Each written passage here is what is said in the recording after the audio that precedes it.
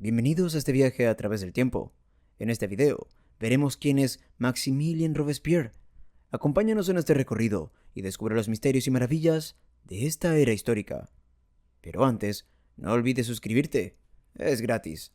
Maximilien François Marie Isidore de Robespierre, más conocido como Maximilien Robespierre, fue un abogado, escritor, orador y político francés, apodado el Incorruptible. Fue uno de los más prominentes líderes de la Revolución Francesa, diputado, presidente de la Convención Nacional en 2 ocasiones, miembro de los Jacobinos y del Comité de Salvación Pública, entidad que gobernó Francia durante el período revolucionario conocido como el Terror. Robespierre era hijo mayor de Maximilien Barthélemy François de Robespierre, nacido en 1732, abogado ante el Consejo Supremo de Artois, y de Jacqueline Marguerite Cabraud, 3 años menor e hija de un cervecero de Arras. Después de conocerse en 1757, los dos jóvenes se casaron el 2 de enero de 1758. Robespierre, que nació en Arras el 6 de mayo del mismo año, fue concebido antes de la celebración del matrimonio de sus padres. Robespierre decidió presentarse a las elecciones de los Estados Generales de abril de 1789, haciéndose conocido en su localidad por su panfleto Adresse à la Nation Artésienne. Si bien los principales terratenientes de la provincia se presentaron para la elección, el 26 de abril, Robespierre fue elegido como el 5º diputado del tercer estado. Al reunirse los Estados Generales en Versalles, el 5 de mayo de 1789, la pasión de Robespierre empezó a ser evidente. Mirabeau dijo de él: "Este joven hombre cree en lo que dice. Va a llegar lejos". Ferviente partidario de las ideas de Rousseau, ya le empezaba a dar forma propia en sus discursos a la Asamblea, que eran tachados de extremistas por la mayoría. Gran orador en la Asamblea Constituyente, a la que dirigió unos 150 discursos hasta 1791, se fue perfilando como uno de los líderes del pequeño grupo de la extrema izquierda, denominado despectivamente por Mirabeau como las 30 Voces. Desde la época de los Estados Generales, Robespierre había participado en el Club de los Amigos de la Constitución, que al trasladar su recinto al edificio de los monjes jacobinos o dominicos, serían reconocidos como los jacobinos. Rodeado de personas del origen social parecido, y a volverse cada vez más un club muy restringido, Robespierre fue ganando terreno hasta convertirse en el líder del movimiento en el verano de 1792.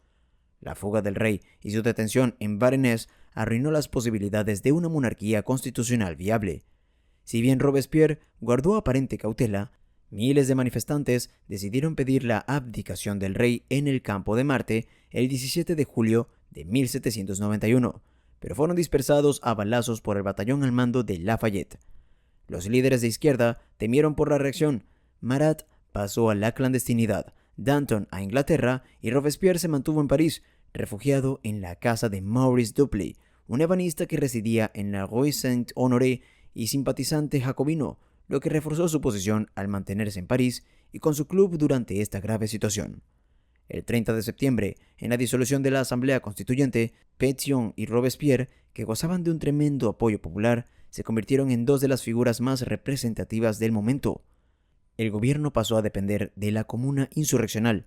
La Comuna envió grupos de sicarios a las prisiones, asesinando a 1.400 personas, y cuando pidió a otras ciudades de Francia que hicieran lo mismo, la Asamblea no opuso resistencia.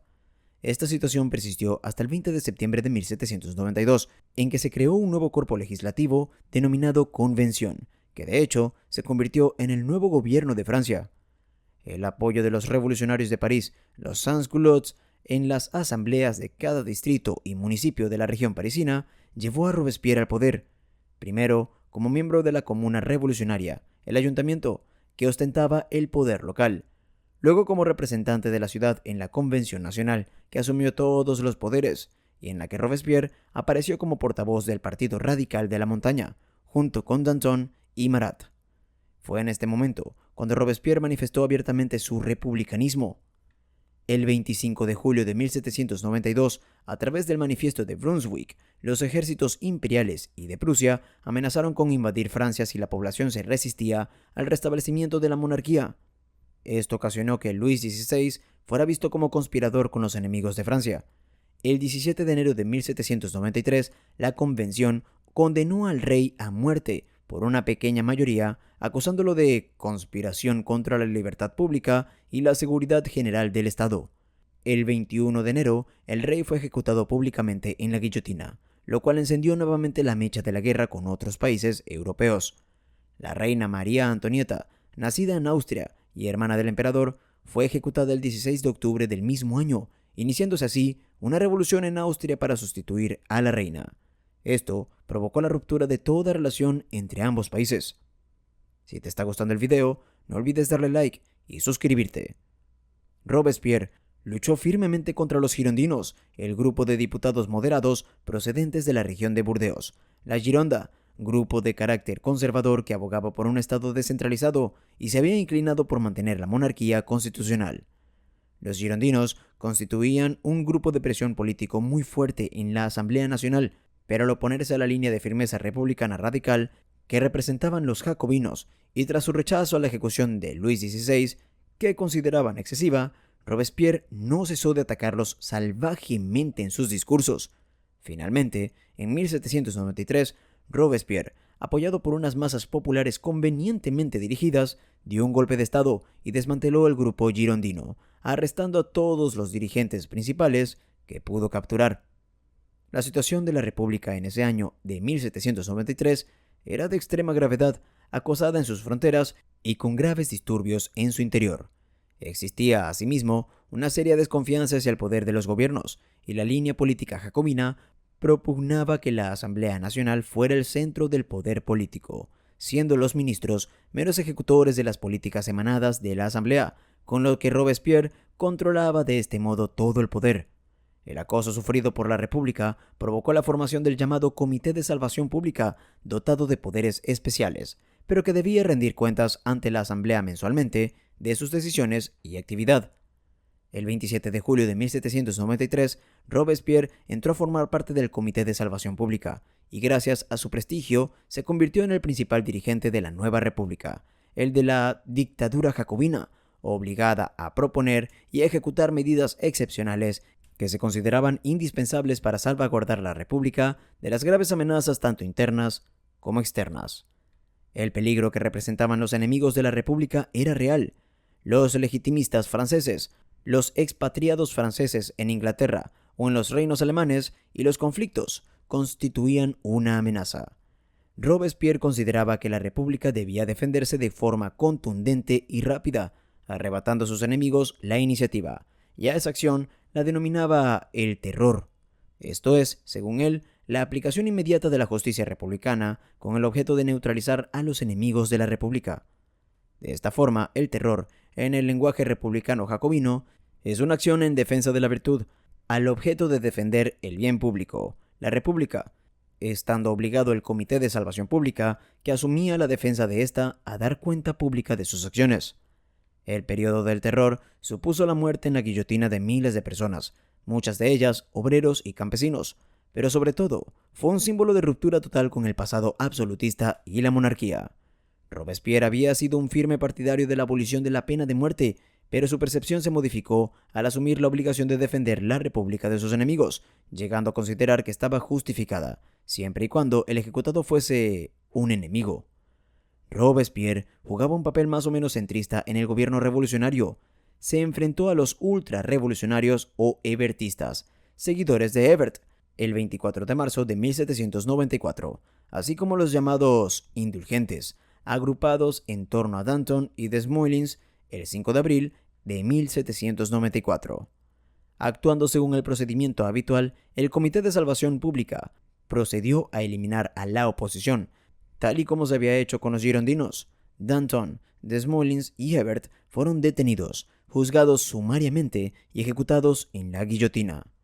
Robespierre, sometido a una continua presión y deseoso de aplicar su programa sin trabas, empezó a ausentarse de las reuniones formales del Comité de Salvación Pública. Esto provocó una gran inquietud entre miembros de la convención y del propio comité, incluso entre quienes habían sido hasta entonces partidarios del terror. Pensando, no sin razón, que la continuidad de El Incorruptible al frente del Comité de Salvación Pública implicaría que Robespierre estaba ahora decidido a limpiar la república de todo aquel que pudiera rivalizar con él en el liderazgo de la nación, comenzó a fraguarse un golpe de estado en el interior del propio poder revolucionario, cuya cúpula estaba repleta de girondinos no confesos, de jacobinos deseosos de vengar las muertes de Danton y Hebert, o simplemente de gente temerosa de ser acusada de traición y ajusticiada en consecuencia por el inflexible Robespierre. El 26 de julio de 1794, Robespierre pronunció ante la convención un discurso extraño que se podía interpretar como un testamento político, pero también como aviso de que iba a denunciar a nuevos traidores a la revolución.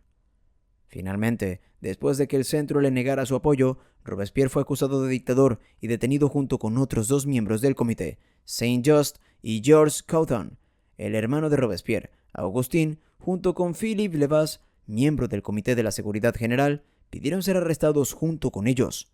Liberados de la cárcel por la Comuna de París, que les prestó apoyo, los robespierristas se refugiaron en el edificio del ayuntamiento, respaldados por un sector del ejército mandado por el general Henriot.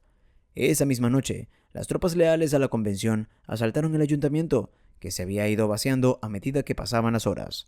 El edificio, tras un tiroteo durante el cual Robespierre resultó herido de un disparo en la cara a la altura de la boca, no se sabe si fue autoinfligido o producto de la escaramuza, cayó en manos de los republicanos conservadores, también llamados famosamente termidorianos. Al día siguiente, el 28 de julio de 1794, Robespierre fue conducido a la Plaza de la Revolución, hoy Plaza de la Concordia, en la que más de 1000 personas habían sido decapitadas durante los meses anteriores, y fue guillotinado junto a 21 colaboradores, entre los que se encontraban Saint-Just, Couthon y el general Henriot. El cuerpo de Robespierre y el de los demás condenados fue enterrado en una fosa común en el cementerio de Rancis, en la que se vertió cal viva a fin de borrar todo rastro. Su caída acabó con el terror y con el furor republicano. Si te gustó este video, no olvides suscribirte y activar las notificaciones para ver más contenido como este.